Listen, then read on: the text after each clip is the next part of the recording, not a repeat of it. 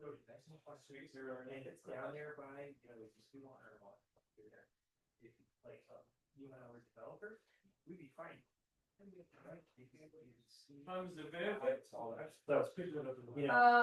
Real estate. To go? Okay. So I'm going to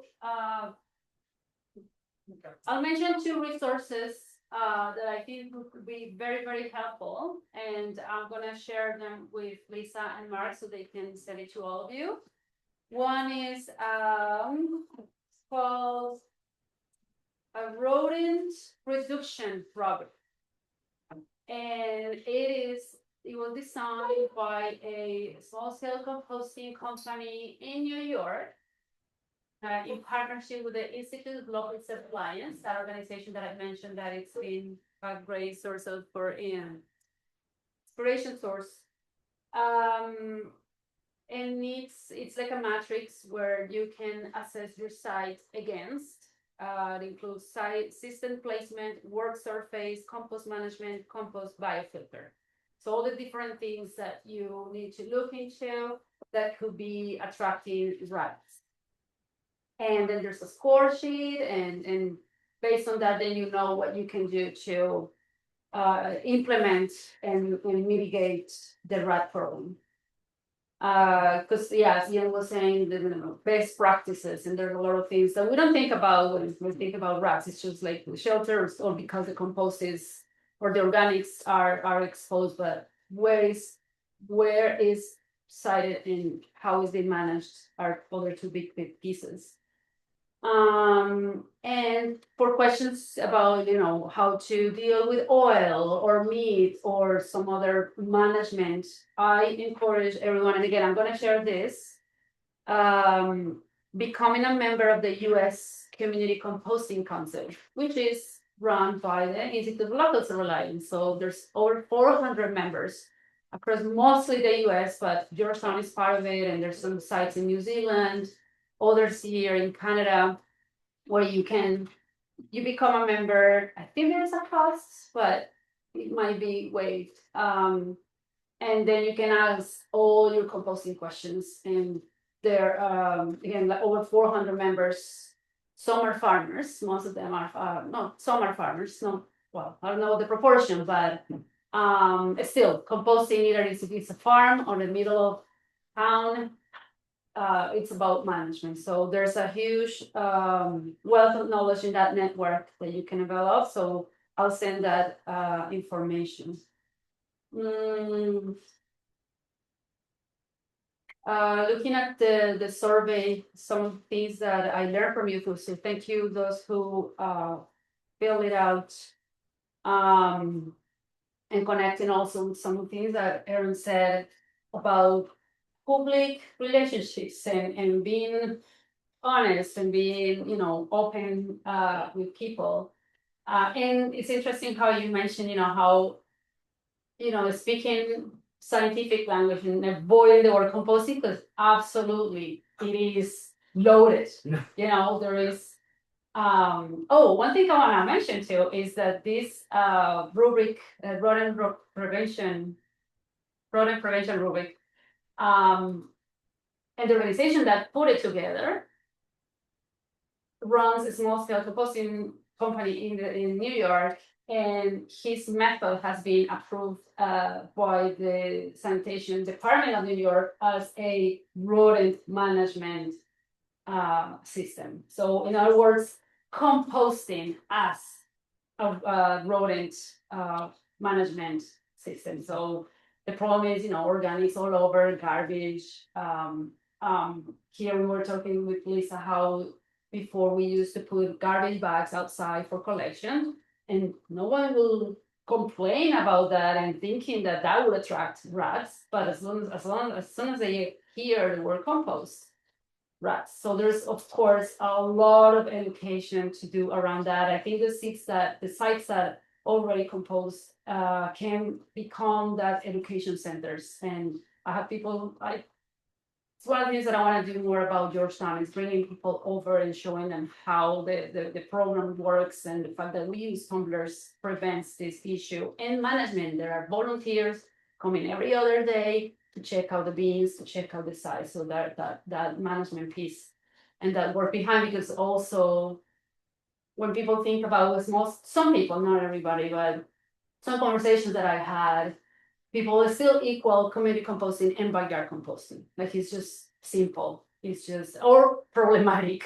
You know, if anyone has had a bad experience with backyard composting, they translate it to small scale composting or composting anywhere, right? Like composting anywhere.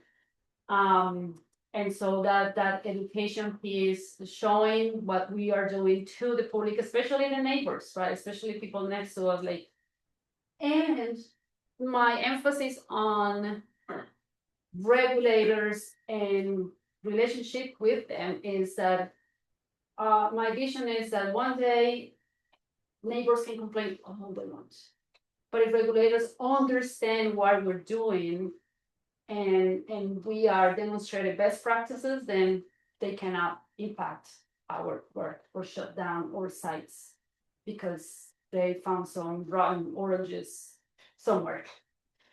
Okay.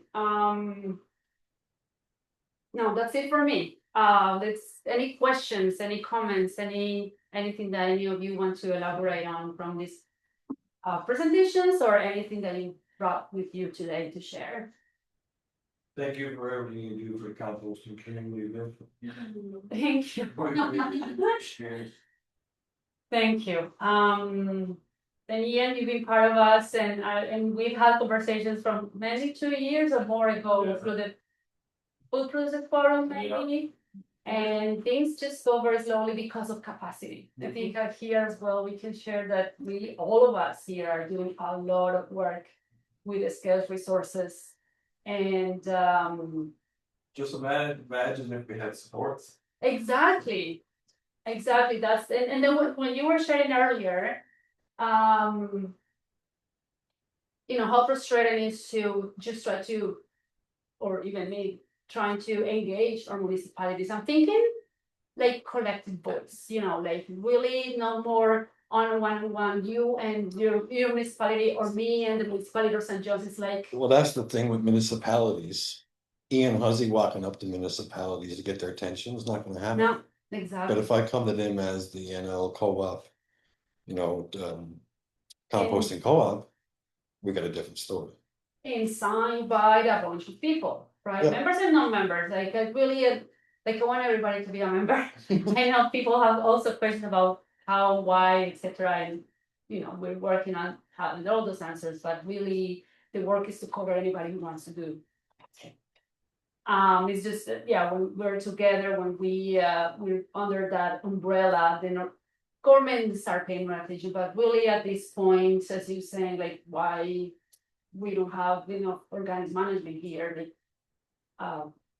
clear strategy or provincial leadership. I think that it's us as organizations and individuals starting to get that attention because it's urgent. It's income. It's a financial solution for many, including municipalities, when they're not paying for landfill, they're not filling up the landfill, and then at some point they will have to look for another hole. What's the cost of doing that? So what's the cost of not doing things right now down the road? So I'm thinking like I really want to start being more public. It hasn't been my style.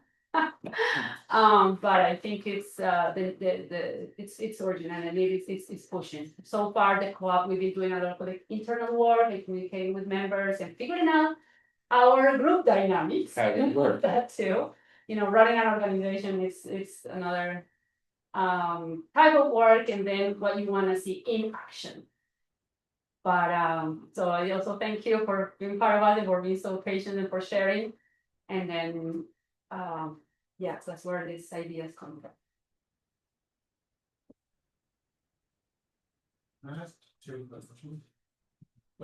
So you said you guys run a class. How does that work if one wants to sign up for that class or learn about how to do compost work? Yeah, we run about 10 classes now each year, and they're advertised through the Botanical Garden, through our website and our social media sites. And there is no sign up, just show them. Yeah, it's completely open to anybody and everybody. You don't need to be a resident of the city of St. John's, it's just that if you want to purchase a bin at a discount. And you are from St. John's, then showing that you attended this class will get you the discount, but it's open to absolutely anybody. So yeah, we have 2 more happening before the end of the season. One is happening actually at there's a pumpkin walk at Barron Park, or Saturday. Barron Park, usually following Halloween. This Saturday. Yeah, this Saturday, yeah. So there's one happening there, and it's a good, actually, really great time to have one too, because of course lots of people do have pumpkins at the end of the season, but there'll be a lot of people there, so it's a great opportunity to share that news or that knowledge. And then there's a seniors day happening at the Geo Center next week, and everyone there. Yeah. There's also online, I mean, in person is not Yeah, there, sorry, yeah. but online. Yeah, the other thing too is that we produced a video a few years ago, and it's available online, so you can actually take a simpler form of the course online, and you'll see yours truly walking around the garden and doing various different components of composting, and it kind of also acts as as an attendance. So you could do the online or you do the in-person, but the in-person is always a lot better, of course, because you can ask questions and a lot more interactive for sure. And I remember those videos, I did that for long ago when you were saying how, yeah, anything that it's alive, and I think you also mentioned in your survey, referring to meat, I think, because meat is another piece Yes. that like meat attract rats, meat blah blah blah, Yeah. but if it's like in small pieces, and hopefully it's not a lot of meat, or it's like whatever you couldn't eat, but hopefully you will eat everything. Yes, that's right. Maybe the bones, Yeah, or maybe, yeah, but anyway, it's like, yes, everything that we will disintegrate can be Absolutely, added to yeah. our composting pile. yeah, and it goes back to what Aaron was presenting on earlier, that, you know, I always say in my composting class, if I'm a rabbit and I'm out in the woods and I die, if I have bad eyesight and I run into a tree or something, or if I actually just die of old age, I fall to the ground and my body decomposes, and all those microorganisms come and take their share, and those nutrients that are in my body are released back into the soil one way or another. They're released into an animal if they eat me, and that animal has waste material, or then that animal dies themselves, and eventually it all ends up back into the soil, back to the earth. Unto dust we shall return, so to speak. And so that kind of message kind of helps people really. I find it helps to ground people, and it really helps them to understand that we are biological creatures, and that everything does eventually die, and everything does eventually become food for something else. That nothing is permanent, and it's always changing. So when you have those conversations with people during the class, it seems like that it really almost inspires them to understand, and they get a deeper understanding of the biological process and how it happens, and the importance of it. And that takes me as well, because the people you're talking about, same people that come to my program, or whoever is interested in signing up for composting programs, are the ones already who understand Yes, exactly. and are Yeah. interested. So how we also show up at the Avalon Mall with a composting class to people who are not thinking about environment, not thinking about compost, or they might and then think about rats, and bring those messages. Because I think we're always preaching to the converters. Yeah. Is that Yeah, correct? exactly, yeah. And so having to go out and capture those, mad faces. Yeah, and the rats are always the biggest negative right there. And the other message that I like to give people too, that because oftentimes people will start the compost and they'll end up with rats or mice or something, and they feel responsible. They feel like they are the reason why there's rats in their neighborhood, and I keep telling them that no, you're not. That rats are absolutely everywhere. They're everywhere. Wherever there's humans, there's rats, because basically humans have helped them travel all around the world, really. And so now they're everywhere because they're very adaptable, they're very smart, they're scavengers, they're nocturnal in lots of ways, they hide from predators, and so we talk then about all the ways of composting smartly so that you don't have your composter poked over in the corner, where you also store your wood pile and your leftover fencing and all that stuff, which creates all this environment for rats to kind of live and produce those those those clusters of babies and that sort of thing that Aaron was the kid of it. Oh, yeah. Like it. But it's all about that, but sometimes, oftentimes, we don't think about those things, those practical sides of composting that you do need to get rid of excess moisture when you're composting, that you do need to make sure you have that balance of browns and greens. That there are things that you can compost, but sometimes it's better not to, that location is really important, that the size of your composter matters, like, and all of those things. And it's all kind of dispelling the I guess the fears of, well, the people that can't do it, or if I go and do it, I'm gonna get rats, or it's gonna be a lot of work, and we tell them there's gonna be some work, definitely. It has to be work, it's not gonna happen by itself. But if you do it in a way that's a lot more balanced, and if you apply some pretty basic principles, that you'll get a product in the end that you can use. And I think once people finally get to that place where they actually harvest some usable compost, then they start to get the real bug, and they really start to appreciate the benefits of that. And then they look forward to the next harvest. So then they're gonna build a composter and layer it and put in the right ingredients a lot more carefully the next time, because they know that if I do it now, I'll maybe learn to put a better product. And and if they start to see the results of that in their vegetables that they're growing, for instance, or the flowers that they're growing, then it's all that cycle. And then you realize, okay, I've got something going here, and then they're more likely to continue. And that's what we want. We want people to do it successfully so that they'll feel really good. They'll also feel, because there's a lot of great feelings that come from diverting all that waste as well. There's that real sense that you're doing something for the planet, right? I know we're also probably getting in our car and driving to work, which is not good for the planet, but we have to try and find things in our life that give us some sort of balance. So it's necessary. Yeah, exactly. Yeah, some of the Georgetown participants will say that they feel like a part of something that they contribute in. Yeah. And the other piece, when people come and see, because it does your account, it really compose really fast, and so when people see that you cannot recognize much of the material quickly, that is all getting dark, and it's like, these were kitchens brought before. Yeah, these were kitchens brought before. So it's like seeing that transformation in front of their eyes is so eye-opening for a lot of people too. Viviana, you have a lot of families feeding those bins, so do they fill up, especially in the winter time? Because the composting must slow down to some degree in winter time. I know they're insulated, but still. They don't cook, like, when we started in 2021, so it was winter 2022, it was very mild. And I will have pictures sifting compost in January. But the last 2 winters, nothing happened. It doesn't freeze. Right. But it doesn't cook doesn't. either. So that's when I started taking it out and bringing it to farms, and I was like, oh, this is good, I don't need to take care of this anymore, year round, taking it out elsewhere. And yeah, you still need another bit more room for curing. Right. They won't be finished in those summers. Yeah. You still need to finish it somewhere else. Yeah, and one of the things that we always suggest to people too is that they harvest in the fall. So that you are going into the winter with an empty bin. So that, and knowing that it's gonna slow down in these other plastic non-insulated bins, it basically freezes solid.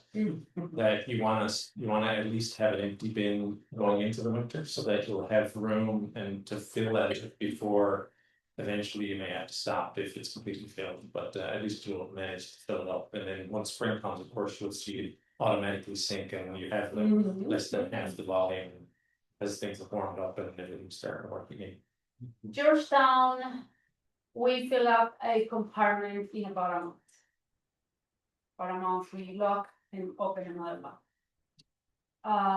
Aldershot is very few families, so we can take the whole season to fill up. So depending on number of participants and what they eat, because some people are like vegetarians or vegan, and so I'm sure they produce a lot of greens. Some people also bring like weekly, bi-weekly, some people every 6 months, but also because they're okay with big buckets in their yard and locked, and they just come and drop off.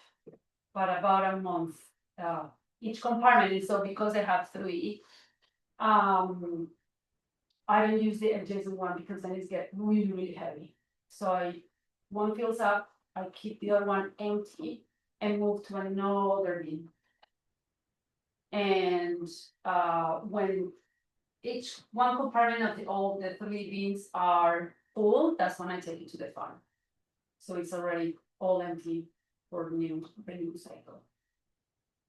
And so yeah, I just take it out based on space. Know how much it is already processed. Because yeah, the worms do the rest. And I overheard some conversation about vermicompost, and it's just beautiful. It's like Oreo, crumble, and you really wanna eat it. And we gave some of the participants both, and her garden did just amazing this year. It was just like you could see compared to the rest of the gardens who are not compost participants. It's so big and bright and like wow, you cannot deny. Like, you cannot just like or just say that this is magic. It's compost. Anything else? We good? Ready for the tour? Woo!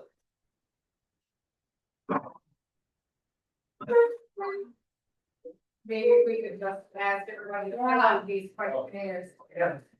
That's the farming for on the. Is that the same one that's online?